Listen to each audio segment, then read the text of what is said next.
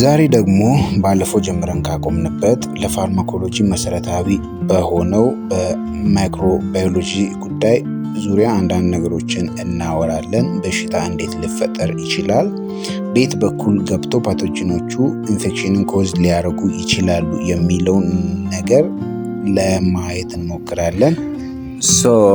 ማይክሮባዮሎጂ የሚያጠናው ስቴዲ ኦፍ ኦል አስፔክት ኦፍ ስለ ማይክሮ ኦርጋኒዝምን በተመለከተ የሚያጠና ሳይንስ ሲሆን ይሄ ደግሞ ማይክሮብስ የምንለው ወርድ ደግሞ ስለ ማይክሮ ኦርጋኒዝም ስሞል በጣም ቱ ስሞል በጣም ደግሞ ለአይን ማየት በማይቻል ደረጃ ያሉ ነገሮችን ሊገልጽልን የሚችል ወርድ ነው። ስለዚህ ይሄ ተርም ደግሞ ለምን ይሆናል ለምን ስንመለከት ለቫይረስ፣ ለባክቴሪያ፣ ለፋንጋይ፣ ለፕሮቶዚያ ልንጠቀመው እንችላለን ማለት ነው። ማይክሮብስ ብለን ስንጠራ ቫይረስንም፣ ባክቴሪያን፣ ፋንጋይንም ፕሮቶዚያንም ሪፕሬዘንት ሊያደርግ ይችላል ማለት ነው። ዛሬ ደግሞ ከነዚህ ውስጥ ስለ ባክቴሪያ እናወራለን።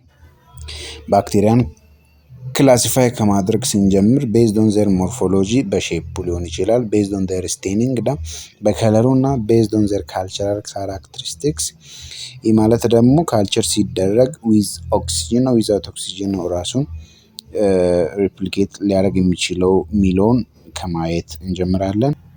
ሞርፎሎጂካሊ ክላሲፋይ ስናደርግ ባክቴሪያ የተለያዩ ሼፖች አሉት። አንደኛው ኮኳይ፣ ሁለተኛው ኮኳ ባሲለስ፣ ሶስተኛው ቫይብሮ ባሲለስ፣ ስፓይሩሊየም እና ስፓይሮቼትስ ብለን ልንገልጻቸው እንችላለን። ኮኳይ እንደሚታዩት ሼፑ ያንን ይመስላል። ባሲለስ ደግሞ ትንሽ ከኮኳይ ሰፋ ይላል በት ትንሽ ሰርክሉ እንትን ይላል። ቫይብሮም እንደምታዩት ባሲለስ ደግሞ ትንሽ ሰፋ ያለ ሮድ ሼፕድ ያለው እንትን ነው። ስፓይሩሊየም እና ስፓይሮቼትስ የሌንግዝ ልዩነት ነው ያላቸው እንጂ በት ሼፓቸው ትንሽ ወደ መመሳሰል ነው የሚሆነው። ዚግዛግ ሼፕ ነው ያላቸው።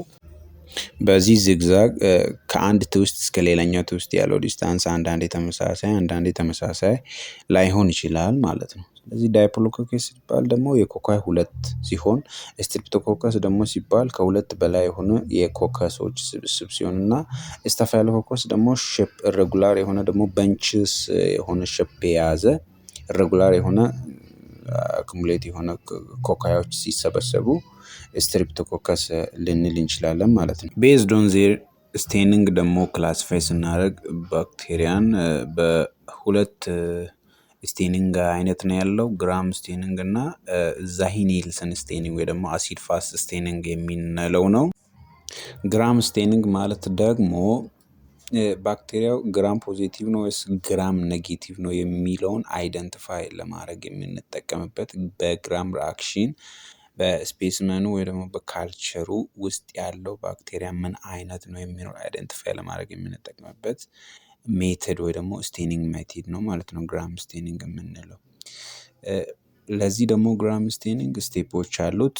አንደኛው ክሪስታል ቫዮሌት ስቴፕ፣ ሁለተኛው አዮዲን፣ ሶስተኛው ደግሞ አልኮል ዲከለራይዝ እና አራተኛው ደግሞ ሰፍራኒን ስቴፕ ነው። በእነዚህ ስቴፕ አልፈን ነው መወሰን የምንችለው ማለት ነው። ባክቴሪያው መጨረሻ በሚያሳየው ከለር ለምሳሌ ፐርፕል የሚያሳይ ከሆነ ግራም ፖዚቲቭ እና ፒንክ የሚያሳይ ከሆነ ደግሞ ግራም ኔጌቲቭ ነው ብለን መወሰን እንችላለን ማለት ነው።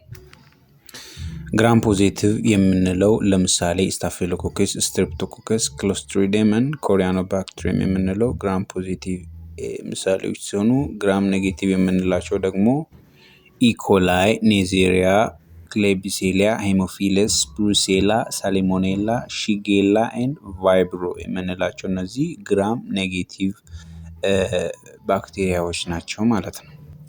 ሁለተኛው ደግሞ ከስቴኒንግ ሜተድ ውስጥ ዛሂኔልሰን ወይም ደግሞ አሲድ ፋስት ስቴኒንግ ብለን ያልነው ሲሆን ይሄ ደግሞ ብዙ ጊዜ በግራም ቴክኒክ በቀላሉ ስቴን ሊደረጉ የማይችሉ ባክቴሪያዎችን አይደንቲፋይ ለማድረግ የምንጠቀመው ሲሆን ይህም ባክቴሪያ ማይኮባክቴሪያ ይባላል። ይሄ ማይኮባክቴሪያ በቀላሉ በግራም ቴክኒክ ስቴን ሊደረግ አይችልም፣ አይደንቲፋይ ማድረግ አይቻልም ማለት ነው።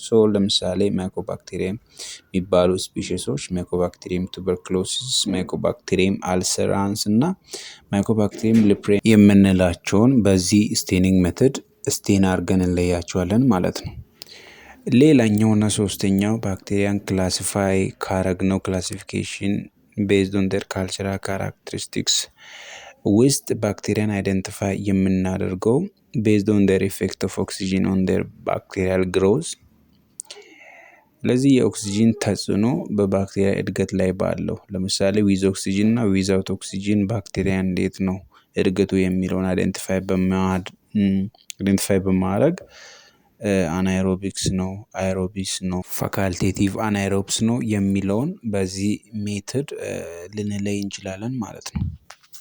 ቀጣይ ኢንፌክሽን እንዴት ይፈጠራል፣ በምን ፖርታል ኦፍ ኢንትሪ ገብቶ ዲዚዝን ኮዝ ሊያደርግ ይችላል የሚለውን ስቴፖቹን እና ሩቶቹን እናያለን። ለዛሬ ይሄ ይበቃናል። ታንኪዩ